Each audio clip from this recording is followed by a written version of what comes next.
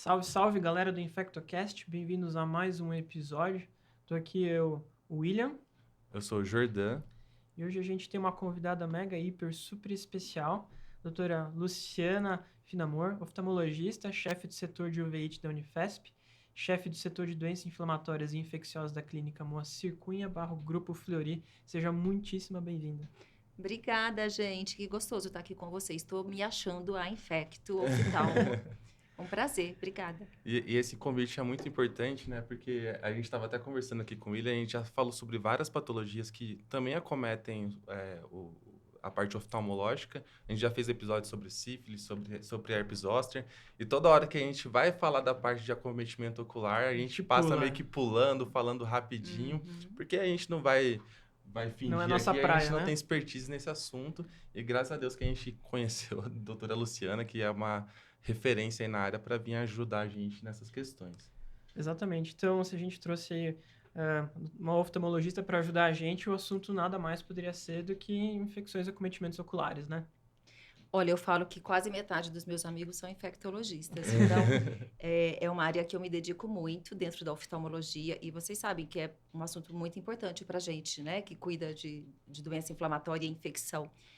Aproximadamente 50% dos nossos casos de uveíte na nossa casuística do Brasil são por causas infecciosas.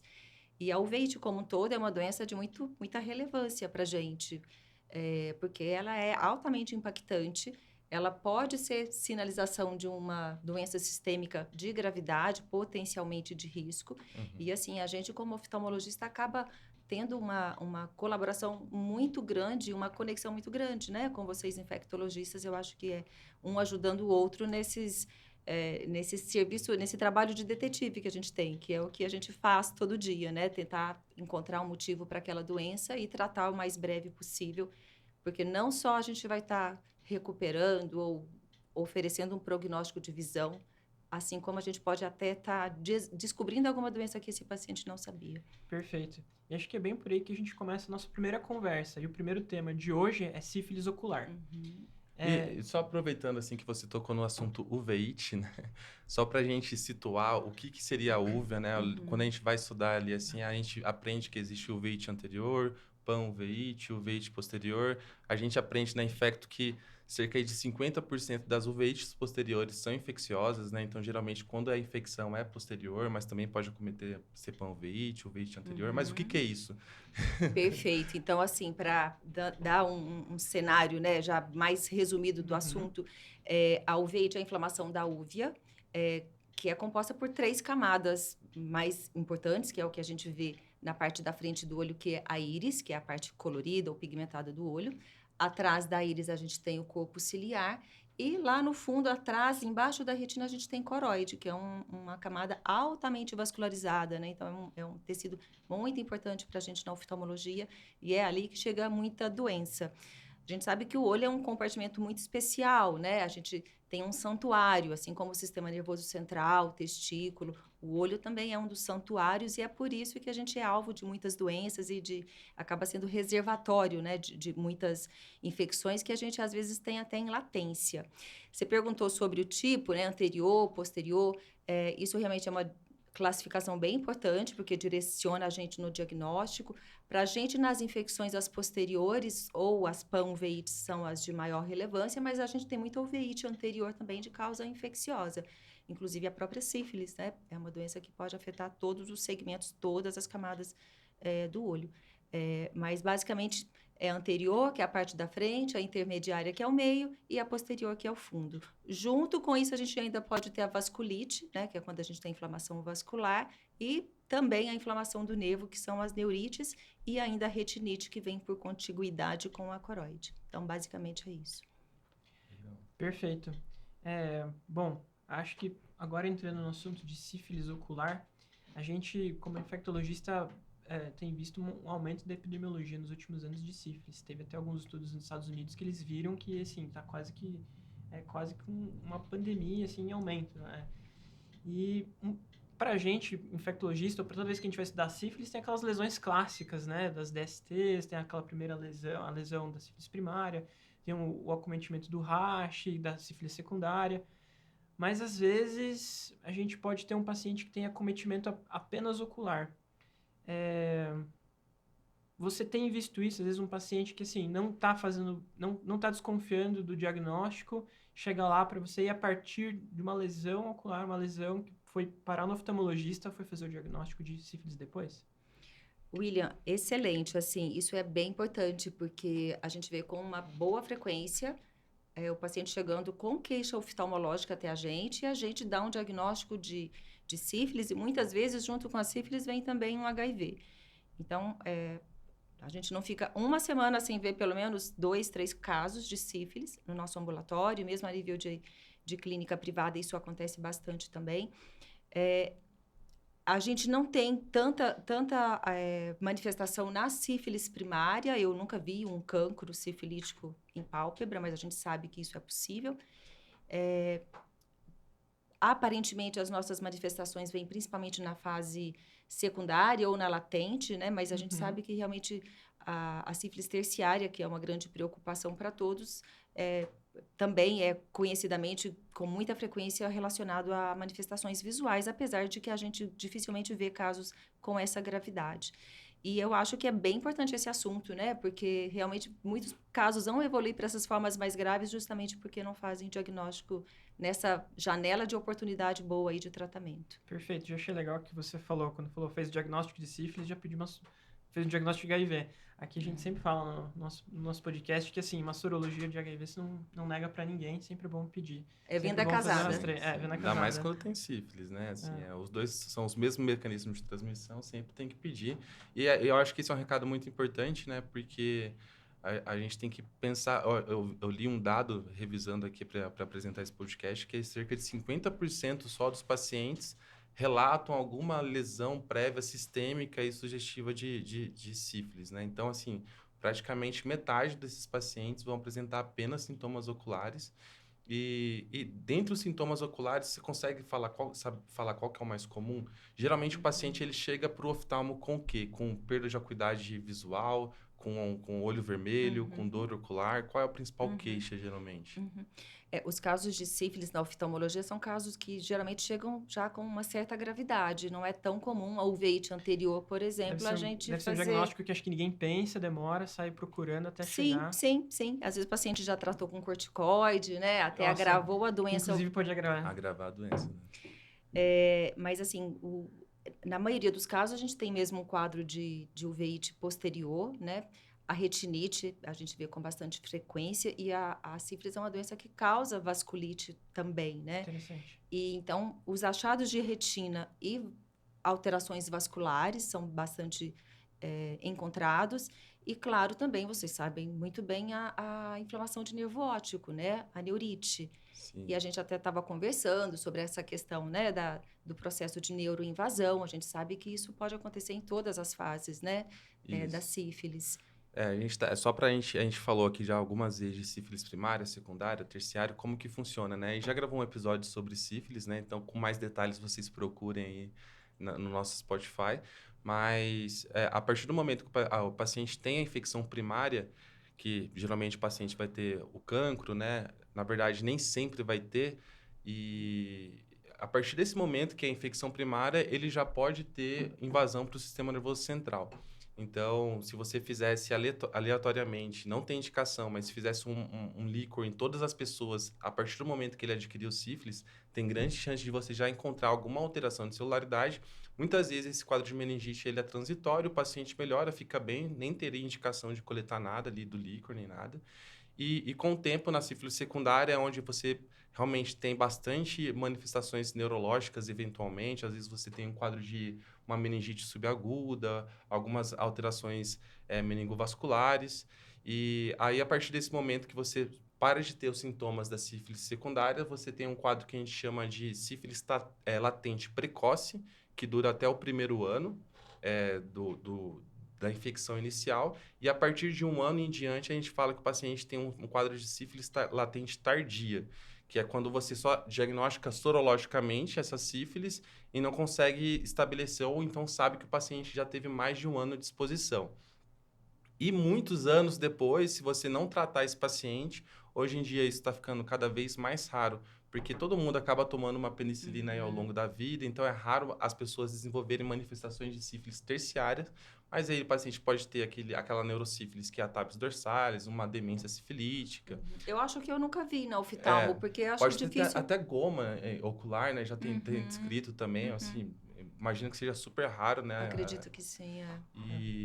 Mas isso é bem interessante, porque é um conceito que a gente tem que reforçar e falar muitas vezes. Porque a gente considera a sífilis ocular como uma neurosífilis, né? Mas isso não significa que seja uma sífilis terciária. Exatamente.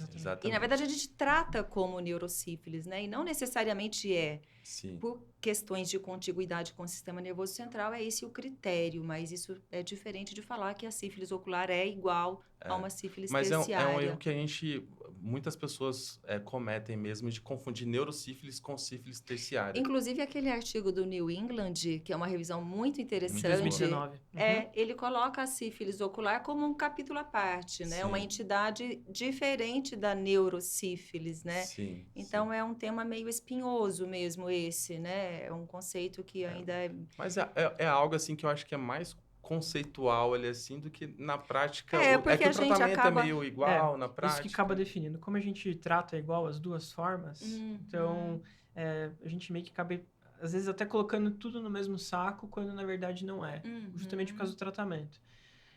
Inclusive, essa era uma pergunta que a gente ia fazer. Se você consideraria toda a sífilis ocular uma neurosífilis, mas acho que ficou bem claro. Que isso é um tema... Ficou muito claro que isso não é um tema muito claro, que é tem um tema meio muito debatido, assim, né? Mas assim, do ponto de vista acadêmico, sífilis ocular é igual a neurosífilis, o que é diferente de sífilis terciária, né? Acho que é isso que a gente tem que gravar. Isso implica, né? Ou seja, o paciente chega, tem que fazer líquor, né? Então, todo paciente com sífilis ocular, isso... Tá vendo a minha cara, Eu né? olhei assim... É um tema, assim, é o que tem de recomendação em algumas revisões. Eu acho que, assim, é a recomendação, né, o padrão, mas isso tem mudado. Vocês devem conhecer o trabalho da Bárbara e da Vivian, né? Da Avelino, da USP, que eles fizeram um trabalho mostrando que os pacientes, inclusive foi um trabalho em paciente HIV, pacientes vivendo com HIV e com sífilis assintomáticos neurológicos não se beneficiaram da punção licórica, não mudou conduta. Sim. O problema é que, assim, inclusive o Ministério da Saúde coloca a manifestação oftalmológica como sintoma neurológico. Então, a gente esbarra nesse conceito um fator de confusão nessa indicação. Mas, assim... a despeito da recomendação oficial, ainda hoje na nossa prática, a gente não tem realmente visto muito benefício na punção, porque não muda a nossa recomendação de tratamento. Porque a gente vai tratar mesmo como neurosífilis. Agora, acho que se o paciente tiver sintomático neurológico, se o paciente for imunodeficiente grave, acho que aí são situações para a gente estudar melhor. Mas realmente na prática, né, na vida real... a gente acaba tratando como neurosífilis e dispensa até a punção. Sim, perfeito. Essa seria uma recomendação de se tivesse uma alteração... Mas o que esses estudos... Se o paciente tiver assintomático do ponto de vista neurológico, inclusive paciente com HIV, não tem recomendação de líquor de rotina. Também com vocês, né? Não tem, porque é comum você ter algumas alterações pequenas de celularidade e você tratar esses pacientes que têm alteração de celularidade, comparado com os que não têm, não altera o desfecho do paciente. E a sorologia para o líquor é muito ruim, né? Pouco sensível, né? O não treponêmico. Tanto é que o diagnóstico de neurosífilis a gente se dá por mais alterações bioquímicas do que por alteração de sorologia. Então, a gente concorda que não faz muita diferença. A gente concorda que não faz muita diferença. Mas eu não sei se cair na prova... Mas se cair na prova, as recomendações... A recomendação é a seguinte, coleta um líquor, né? Sim. E por quê? Porque se tiver alteração de celularidade, tiver alteração de proteína... você teria, mesmo que tenha um VDRL negativo no líquor, lembrando que a sensibilidade do VDRL no líquor é pouco mais de 50%, então é uma sensibilidade baixa. Daí você teria que fazer um exame de controle em 6 meses, um novo líquor, para ver se normalizou. Se não tivesse normalizado, você teria que fazer um retratamento do paciente. Então, entrando nisso, eu quero fazer essa pergunta. Já que na neurosífilis a gente tem esse critério bem estabelecido de sucesso terapêutico. Então, repete em 6 meses o líquor e vê que o paciente melhorou o líquor, está tratado. Na oftalmo, como que você faz esse acompanhamento? Você tratou ele, você faz um acompanhamento com fundo de olho, semestral, trimestral, como que isso é feito? Até deixa eu aproveitar e emendar essa pergunta numa outra, assim. Vamos supor que meu amigo oftalmologista tá ouvindo a gente aqui. Um abraço para um grande amigo meu oftalmologista que foi padrinho de casamento, Daniel, fez faculdade comigo. Se eu tivesse que dar uma dica para o oftalmo, assim, existe algum padrão que o oftalmologista vai olhar no seu exame, assim, ele vai olhar para córnea, nervo óptico, vai ter hemorragia, alguma coisinha que ele possa olhar, já pensar em sífilis, desconfiar, para daí pedir algum, talvez, exame a mais. E, partindo disso, como vocês fazem o segmento, e aí entra nisso que o Jordão perguntou aqui, sobre o segmento posterior para o final, assim. Bom, você conta então para o seu compadre, Daniel? Isso. Tem um sinal que assim a gente conhece já há algum tempo e que a gente brinca, é o Muccioli Dots, que foi um sinal que a gente aprendeu com a doutora Cristina Muccioli, que é a nossa grande inspiração aí nas uveites e nas infecções oculares, que são pontos brancos que a gente vê quando a gente faz o fundo do olho, e a gente vê esses pontos brancos na superfície da retina, então eles estão epirretinianos e perivasculares. Então, viu esses pontos brancos no exame de fundo do olho, num paciente que tem uveíte, é uma suspeita muito forte. São os Muccioli Dots. Junto a isso, a presença de retinite e de vasculite, né? É um padrão que a gente vê com bastante frequência. Acho que são os que nos chamariam mais a atenção em relação a um diagnóstico, mesmo sem exame, são os Muccioli Dots. Depois eu coloco para vocês uma foto. Legal. Perfeito. E teria algum exame específico que o oftalmologista precisaria pedir? Você perguntou do segmento, né? Então, o segmento a gente vai depender da ajuda de vocês, né? Essa questão da titulação, né? O quanto o título cai, depois se você até puder também me relembrar. A gente não tem o hábito de ficar pedindo, assim, as repetições, né? Dos testes não treponêmicos para fazer o controle da resposta ocular. Nossa avaliação é clínica mesmo, né? É a avaliação do exame. E, assim, o bom da sífilis é uma doença que, na oftalmologia, ela responde muito bem. Então, assim, a gente realmente cura o paciente e a recuperação de visão costuma ser bem interessante, né? Não sei naqueles casos que já chegam com muita alteração de nervo óptico, né? Os casos que se prolongaram muito. Em geral, a resposta terapêutica é muito boa e o nosso critério de cura vai ser clínico mesmo. Ou seja, se eu diagnosticar o quanto antes, meu prognóstico é melhor. Com certeza. Por isso a importância a gente pensar no diagnóstico, né? Sim, sim. Acho que esse que é o problema, né? Porque quando a gente pensa mais cedo, a gente também acaba indicando o tratamento e isso faz toda a diferença no desfecho final desse paciente. Então, só falando do critério de cura sorológico, né? Então, só lembrando, tem os testes treponêmicos, né? Que vão ficar positivos aí indefinidamente. E os não treponêmicos, né? Que a gente tem o VDRL, que é o mais utilizado na prática, que esse sim a gente vai utilizar para controle de tratamento. O que a gente espera é nos casos mais precoces que haja uma queda de 2 titulações ou 4 vezes o título. Então, por exemplo, um paciente que estava com 1/32 caiu para 1/8. Ou seja, caiu de 1/32 é 16, 8, que são 2 titulações, ou redução de 4 vezes no valor total, né? Isso em 6 meses. E para os quadros de sífilis tardia, que a gente espera até 12 meses para isso acontecer. Então, se não tiver essa queda esperada em 6 meses a 12 meses, você tem indicação de fazer um retratamento do paciente. Muitas vezes, esse quadro acontece por reinfecção, né? Então, é sempre importante a gente lembrar de falar para tratar o parceiro, porque é uma IST, uma infecção sexualmente transmissível, e se o parceiro não se tratar ou se o paciente continuar se reexpondo ao risco, ele vai continuar se reinfectando. Claro, É super importante, até a hora que você falou teste não treponêmico, lembrar que o treponêmico ele pode ficar com uma cicatriz sorológica, então a gente nunca usa ele como controle. Só para salientar isso, que é sempre os não treponêmicos que a gente vai usar como controle, igual o Jordão falou. E o efeito prozona, né? Também. Sim, que a gente vê com muita frequência. Exatamente. Então, Tem que tomar cuidado. O efeito prozona é quando você tem titulações tão altas ali assim que por um erro metodológico você não consegue identificar e dar um falso negativo no exame. Mas os laboratórios eles acabam aumentando a diluição e é um pouco mais difícil ter esse efeito prozona hoje em dia, Bons né? laboratórios já estão cientes disso, então, assim, às vezes eu já tive amigo que perguntou, eu tô com dúvida do diagnóstico de um paciente. Deu, cara, pega um bom laboratório, né, repete o teste lá, se é um laboratório que você não tem muita confiança, porque eles já sabem desse efeito tanto prozona quanto pós, e eles já fazem testes de controle para tentar escapar disso. Agora, vocês sabem que na oftalmologia, às vezes a gente valoriza só um treponêmico positivo, a despeito de um não treponêmico negativo, por conta desse pequeno risco desse paciente estar numa fase terciária, né? Isso. É bem pequeno esse risco, mas pode acontecer, né? Então, lembrando Mas é que... bom ouvir você falando isso, que é bem pequeno, porque eu acho que a gente até valoriza demais Sim. casos que a gente não sabe o que é e a gente vê um FTA-ABS positivo e acaba... pouco comum, assim, né? Os quadros de...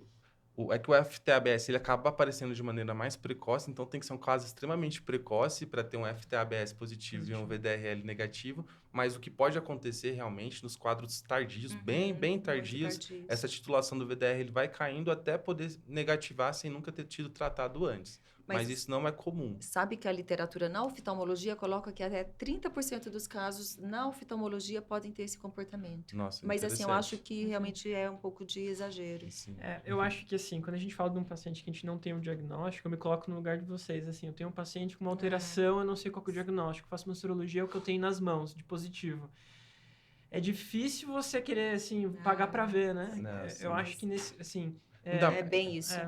Ainda mais sífilis, que é um pouco mais tranquilo de tratar, né? Que você trata aí por 2 semanas. Mas uma coisa que acontece bastante também na oftalmo e com a gente, não suspeita é outro tema de tuberculose. Isso aqui a gente não vai nem... Que daí não outro sabe a gente vai ficar uma semana. Tudo, aí tem um IGRA positivo. E aí, será que realmente sim. é a culpa? Mas... Acho que fecha parênteses. Para um próximo episódio de 5h30, a gente fala sobre tuberculose, ainda mais tuberculose ocular. Mas acho que é isso. Assim, uma experiência pessoal, quando estava na residência lá na escola, na Unifesp, pediram para subir uma paciente com o pessoal do PS, da oftalmo, pediram se a gente podia assumir uma paciente. E era um caso assim, existia uma certa suspeita, mas assim, era um VDRL fracamente, era um título bem baixo, era, se não me engano, 1/4, com FTA-ABS positivo. Então, assim, fechava critério. E ela tinha uma certa alteração de fundo de olho, mas assim, era uma alteração da acuidade visual. Aí a gente, né, vamos deixar o paciente tomando 14 semanas de penicilina cristalina, 14 dias. 14 dias, né, 2 semanas de penicilina cristalina, e a gente deixou o paciente lá, foi acompanhando, e ela foi melhorando a visão, e a gente, tipo assim, eu como residente foi um grande aprendizado em pensar assim, nossa... Realmente, né? Funciona. Fez sentido. Era sífilis ocular e assim, provavelmente... a grande imitadora, né? Sim, então, grande imitadora. Aquela paciente talvez fosse embora, não ia fazer o diagnóstico, ia ficar rodando e talvez voltasse e um prognóstico muito pior. Legal. E como trata? Como trata, né? A gente trata a medicação mais estudada, assim, é a penicilina, né? A gente utiliza a penicilina cristalina por 14 dias.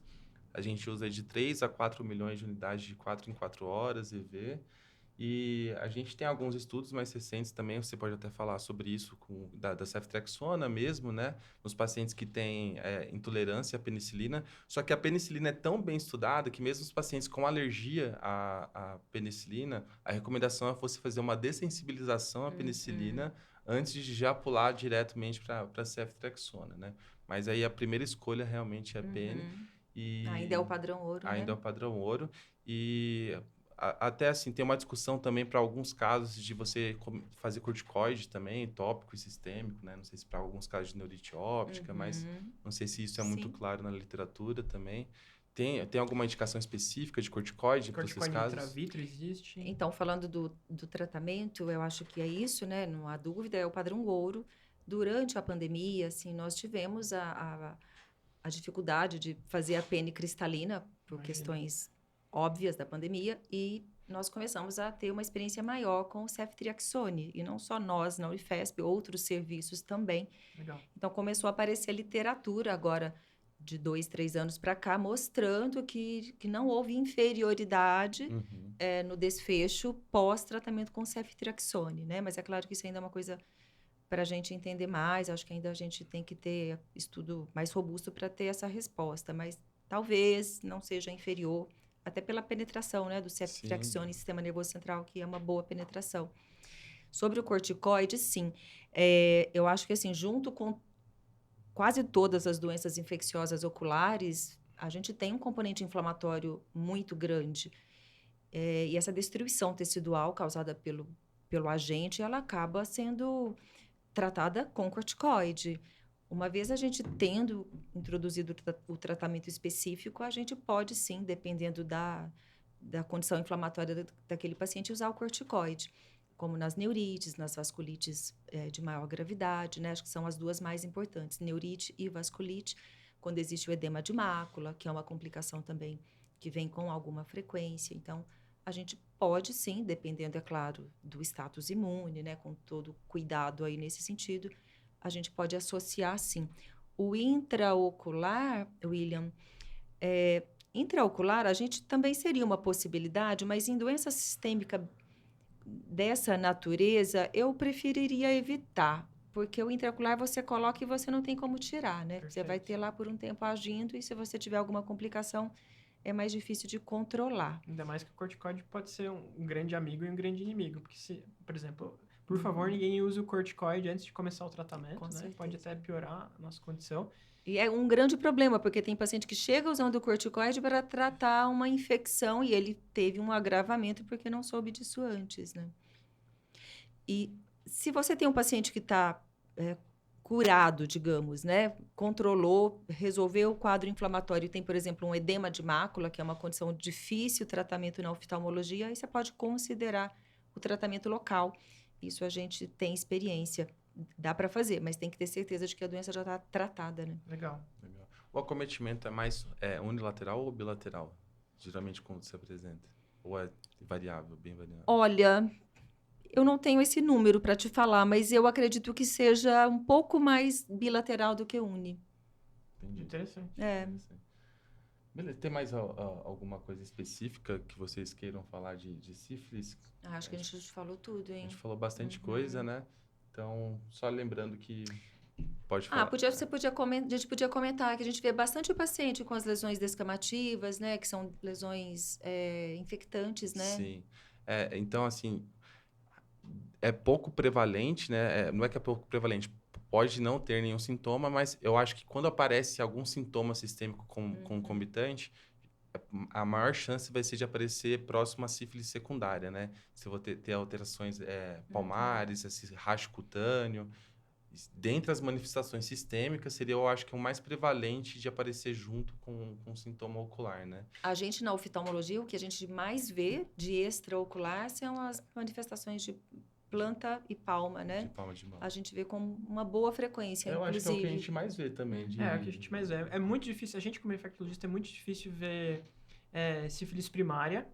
E assim, mesmo quem vê é mais em ambulatórios específicos, onde são encaminhados pacientes com DST. E mesmo nesses ambulatórios, não é a coisa mais frequente do mundo. Assim, você Até o paciente pegar chegar já timing, assumiu a lesão, né? É rápido, né? Indolor, o paciente fica com E vergonha. eles realmente não contam, né? Então, assim, inclusive, até existe o risco, né, de o paciente ter a sífilis primária e colocar a mão no olho, né, manipular onde tem a lesão e colocar no olho e causar a lesão ocular direta, né?